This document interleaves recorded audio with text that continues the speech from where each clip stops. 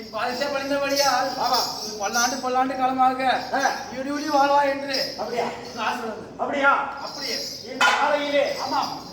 நாம் கணக்கு பார்க்க வேண்டும். நம்ம கணக்கு இல்ல, நாம கணக்கு பார்க்கணும். நாம கணக்கு பார்க்கணும். நம்மளுக்கு கணக்கு யாரு வச்சுக்கிறா? யாருங்க? நம்ம கணக்கு தாங்க.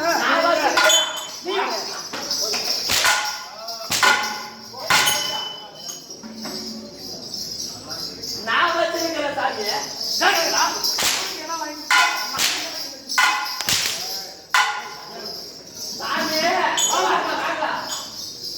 உங்க ரெண்டாவது கணக்கா எங்க நடக்குது?